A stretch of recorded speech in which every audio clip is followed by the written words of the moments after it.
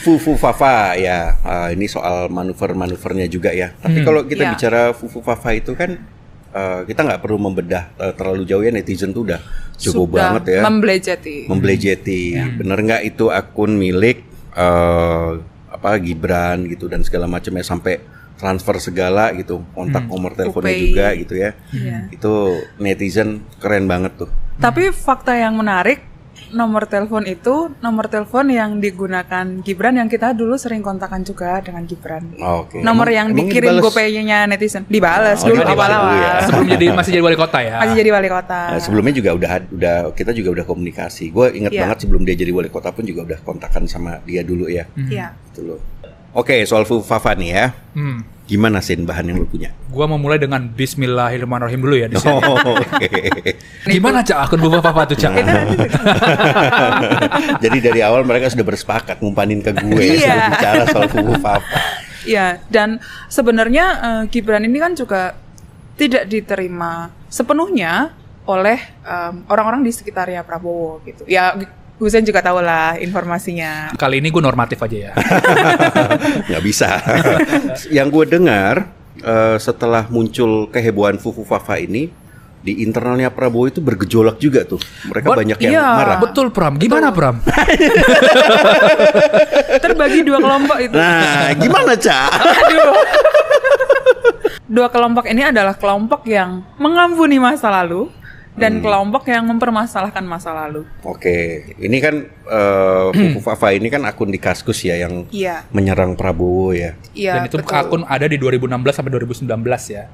Setelah itu nggak aktif lagi. Iya, memang ada sebagian kelompok yang mencurigai dan sampai mencari tahu keaslian akun ini gitu. Dan yang gue dengar dari orang-orang yang ada di sekitar Prabowo juga Jokowi ini sampai mengundang BSSN untuk mempertanyakan keaslian akun ini gitu. Dan seseorang yang berbicara kepada Jokowi atau ngobrol dengan Jokowi itu memang akun ini kemudian membuat istana itu mikir lama gitu, berpikir panjang, pusing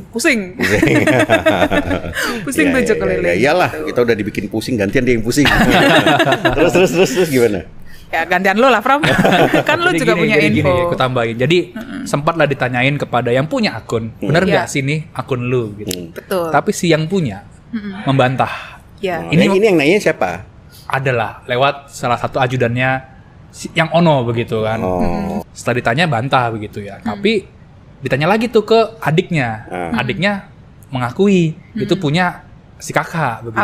Abangnya, tapi jarak waktunya agak lama. Nah, karena ada bantahan ini membuut semua runyam di sini nih kan. Iya, tidak secepatnya memitigasi. Iya, tidak secepatnya memitigasi karena bukan akun itu, makanya nggak manggil BSSN dan segala macam begitu. Nah, di samping itu setelah mengakui, di pihaknya Hambalang ini Prabowo begitu kan. Ini sebetulnya yang marah sekali adalah keluarganya. Keluarganya Prabowo Subianto. Kenapa ya? Karena kan menyinggung banyak hal di situ yang bisa dicek sudah dibongkar kan sama netizen begitu. Nah, dan banyak yang nggak proper juga ya. Di situ ya, orientasi seksual segala dipersoalkan gitu loh. Iya, nggak substansial, nggak pantas gitu. Nah, setelah itu ya dampaknya sekarang nih hubungannya semakin berjarak begitu, seperti anyep seperti gelas ini dengan gelas itu. Jauh.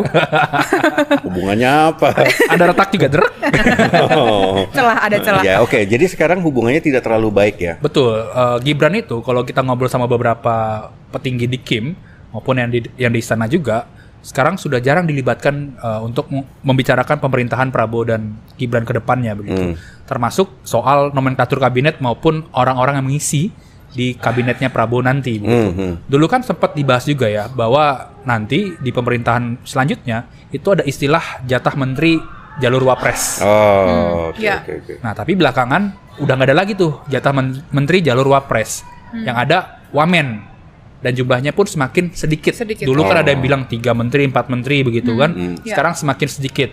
Nah, di wamennya ini masih ada perebutan nih, wamen basah yang akan diganti jadi badan gitu ya.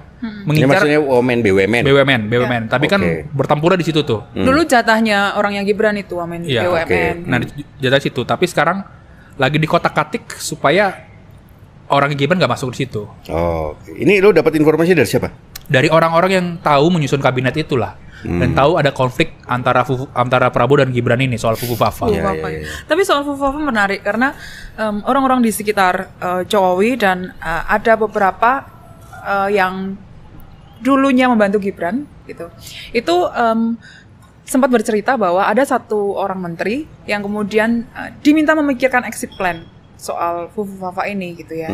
Ada beberapa exit plan gitu, tapi kemudian belakangan diminta untuk diam saja. Jadi meredup gitu, exit plan itu nggak jadi. Gue dapat informasi, Budiari ini sebenarnya juga diminta untuk menghilangkan jejak-jejak digital dari akun Fufufafa ini. Salah satunya dengan menghapus cloud-nya Kaskus ya. Ya, sebenarnya sudah terhapus kan, Pram?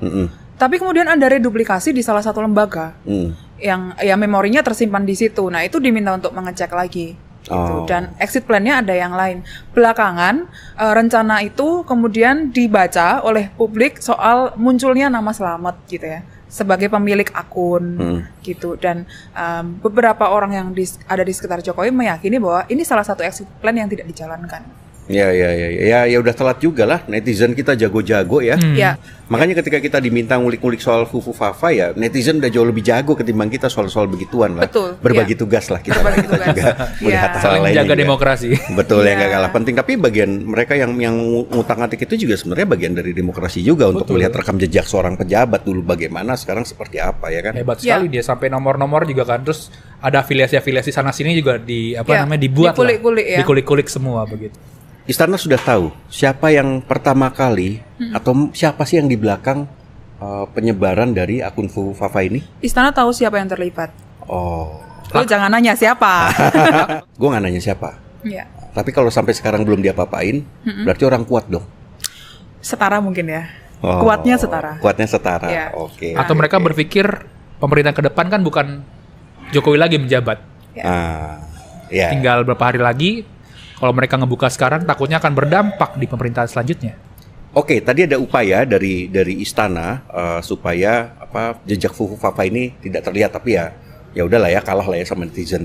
Nah, tapi ada juga upaya dari, yang gue dengar ada upaya lain dari Jokowi untuk melindungi Gibran. Manuver yang banyak ini sebenarnya tidak perlu terjadi kalau memang Jokowi baik-baik saja.